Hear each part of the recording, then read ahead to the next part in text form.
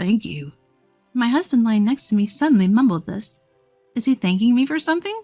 You're welcome, I replied, but he just continued to sleep soundly. However, the next words he mumbled in his sleep made up my mind. I'm going to divorce him. It's just hopeless. I felt a profound disappointment in my husband. My name is Eleanor. I'm 52 years old this year. I work at an LP gas sales company located in town. My husband runs the company, and I'm in charge of accounting. My husband, Polly, is 56 this year. He's been going to the hospital since he was young because of asthma. Today, I heard him coughing softly again. He seems a bit under the weather, and I'm worried. Then there was a click, and the company's door opened. Good work today. It's our son Morris, who works for the same company. I feel blessed to work with my family. It seems hot outside. He's wiping the sweat from his cheeks with a handkerchief. Then with a creaking sound, he sat down in a chair.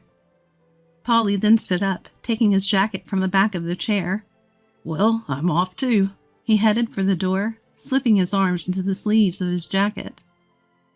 Is he going out again today? I wish he wouldn't push himself too hard. Lately, he's been going out more for sales calls. Since we have few salespeople, Polly has been going out as a salesman. I remember him sighing about it at dinner once.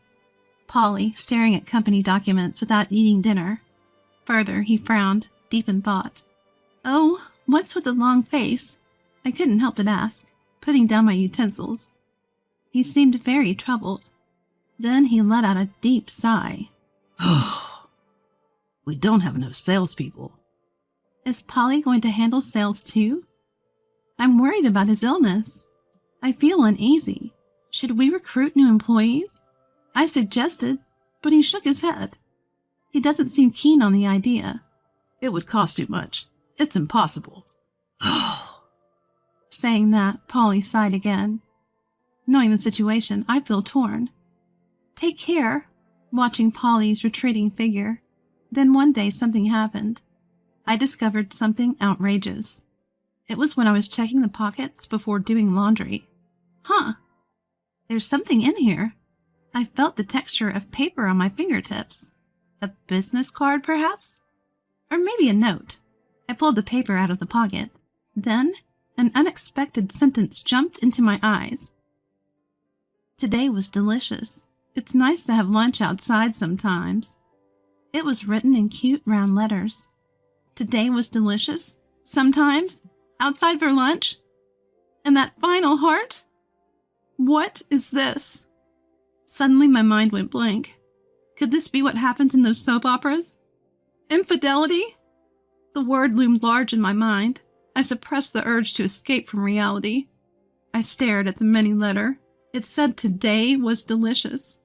But my husband should have had lunch at a cheap fast food place nearby. I once asked him if I should make him a lunchbox. It's tough to make lunch every day. Don't worry about it. That's what my husband told me. I felt guilty at those words. My husband has a chronic illness, so I'm worried about his health. But the truth is, balancing work and household chores made it hard to find time to prepare lunch. I remember feeling relieved when he told me not to worry about it. I assumed he was eating lunch at a fast food place. Was he lying to me? Having lunch at his lover's house every day? Who wrote this letter? Was my husband the kind of man who would cheat?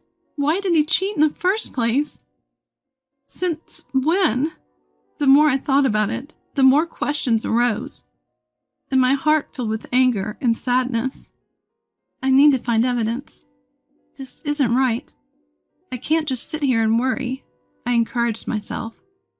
Then, to get to the heart of the infidelity, I started to act. First, I decided to check things out using a GPS app. I sneakily grabbed Polly's mobile phone while he was in the bath. I had never touched someone else's phone without permission before. Is this really okay? I felt guilty. But I had to do it. I told myself.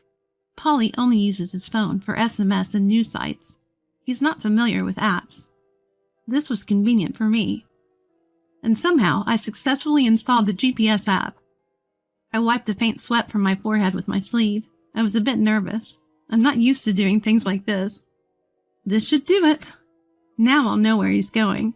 I should be able to find evidence. I want to know the truth. But I don't want to know. I realized my heart was still wavering between these conflicting feelings. The next day during lunch break, I quickly opened the GPS app on my mobile phone. Looking at Polly's address, my eyes widened. It was Polly's house, who used to work part-time at our company. I've always admired office work. I remember her saying that with a sparkling smile. She was a bright and energetic girl. That was my first impression. After an interview, she was hired for part-time work to help with office tasks. But after about a year, she quit. She said office work was too much for her, and she went back to her previous job as a hostess. My heart fluttered at the unexpected connection. Afterward, Polly stayed at Polly's house for about 4 hours. He returned to the office around 5 p.m. I glanced at Polly. He headed to his seat, acting as if he knew nothing, and sat down. "Good work. Where were you for sales today?" I asked. He must feel guilty about lying. He spoke quickly, seemingly a bit flustered. I said, pretending not to care. Polly quickly looked away, turning to his computer. He was at Polly's house, just a while ago, not working. What's going on? I could feel a whirlpool of suspicion spreading in my heart. Then sometime later, one night, "Thank you." Polly, lying next to me, suddenly mumbled that. I thought he was already asleep, so I was a bit surprised. "Is he thanking me for something?" "You're welcome," I replied. But Polly just continued to sleep soundly. "Oh, it's just sleep talk. Somehow it's cute." I found myself thinking that, unwillingly. The tension that had been building recently snapped. And holding back a rising laugh, I closed my eyes to fall back asleep. But the words Polly continued to say left me speechless. "Thank you. It's good medicine. Polly's hug's the best medicine for me." With those words, my mind was made up. I would divorce my husband. It's truly hopeless. I felt a profound and deep disappointment in Polly. Was he dreaming about his mistress, Polly? Even in his sleep? I haven't hugged my husband once in the past few years. That fact only fueled my emptiness. The next morning, I decided to consult with our son, Morris. "I have something to talk about. Is now a good time?" I said, and he looked up a little surprised. I felt a slight resistance to discussing marital problems with our son, but it was also true that I wanted someone to talk to. After I finished telling him everything, Morris, who had been nodding occasionally, began to speak in bits and pieces. He seemed to have been dissatisfied with Polly's constant slacking off at work, poor sales performance, and overbearing attitude. "Mom, it's okay if you divorce Dad." How did it come to this? A heavy, funeral-like atmosphere hung between us. Sometime later, on a particular day, I was headed to the grocery store to buy a drink. "You dropped this." I was called and turned around. There stood a very handsome man. I was captivated by his beauty. Looking at his hand, it seemed he was holding a handkerchief. "I'm sorry, it doesn't seem to be mine." He looked a little disappointed. As I was about to leave, he stopped me again. "I think this might be fate. If you would like, would you like to chat at the cafe over there?" "I'm in a hurry right now. I'm sorry." Is this some kind of new scam? I'm not in the mood for this. After that, I had a few more encounters with him. But with my mind full of thoughts about the divorce and the future of the company, I didn't have time for him. "I'm off." "Take care." A few hours after I calmly saw him off, the incident happened. It should be here. The $10,000 that was supposed to be in the company safe was gone. Cold sweat ran down my back. Polly was away on a 2-night, 3-day business trip for an MPGA meeting. I have to call my husband, I thought, frantically grabbing my mobile phone.